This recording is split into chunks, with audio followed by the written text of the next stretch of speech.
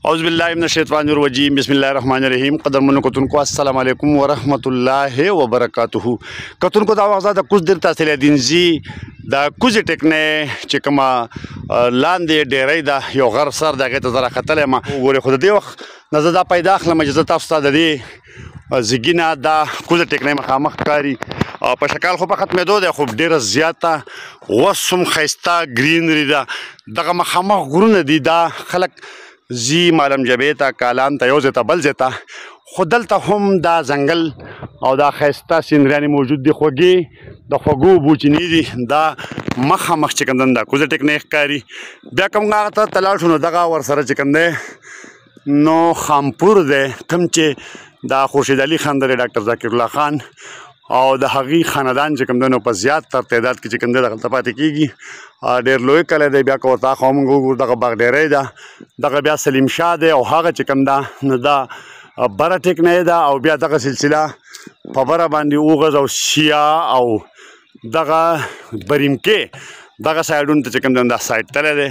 دا یو ډېر ښایسته طرف دی او دغه ته بیا موږ ښکته راتاویږو نو دغه ګورمنټ های سکول خامپور دی چونکې دغه طرف ته نور دی نو دغه چې کوم دی ډېر زیات نه ښکاري خو یوه خبره ډېره زیاته صفا ده چې د پکنیک دپاره د چکر دپاره د خپلو بچو د آوټینګ دپاره چې کوم دی نو دا یو ډېر ښایسته سایډ دی څنګه چې هغه سایډ تاسو ته موږ وښو نو دغه شان دا طرف هم موږ تاسو ته ښایو دا د غره په سر کې دا ټماټر شوي دي دا چې کوم دی نو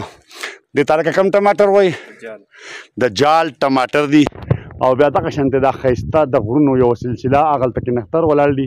د لاندې نه به هم تاسو ته موږ هغه چینې وښیو کله چې موږ لاندې کوشو چې کوم د دې ونو د زیلو نه چې کوم دی نو هغه اوبه په غرونو کې راوځي دغه دوایي اوبه دي دغه چینې د دغه چینو اوبه او دا یو هغه ګورمنټ های سکول خامپور او ورسره کمې کې چې موږ هم سبق ویلی دی ورسره بیا اوس ډګري کالج چې کوم دی نو هغه جوړ شوی دی د هلکانو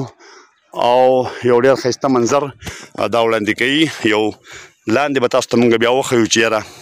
د لاندې نه چې کوم دی نو دا څومره ښایسته دی دا اوس لاندې زه راکوشم او دا د نښترو یو ډېر زبردست او ګڼ ځنګل دی دغلته پکې چې کوم دی نو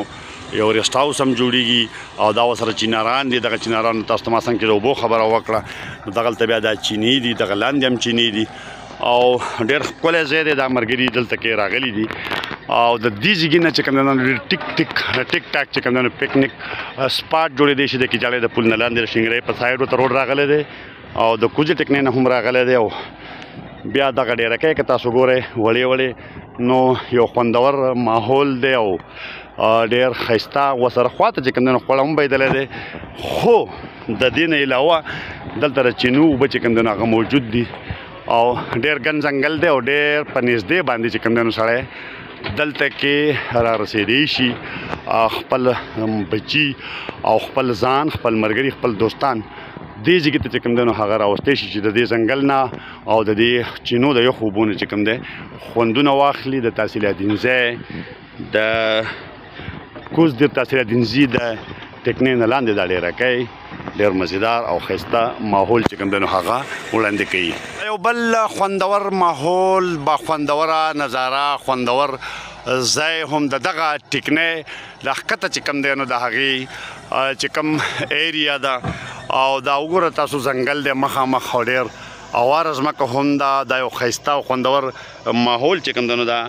دلته یو بل سایډ نه زه تاسو ته ښیم ډېر خوندور ځایونه دي او ډېر په نږدې دي چې خلک دلته راشي او د دې ځایګي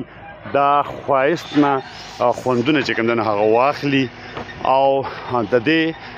چینو اوبه چې کوم دی نو هغه استعمال کړي دوایي اوبه دي ګڼ ځنګل او یخ سوري چې کوم دی نو دلته کې موجود دي او زه خلکو ته دعوت ورکوم چې یاره هغې یو ځل خامخا دلته کې راشي او په نږدې باندې د دې ځایګونو د ځنګل نه د دې ځایګونو د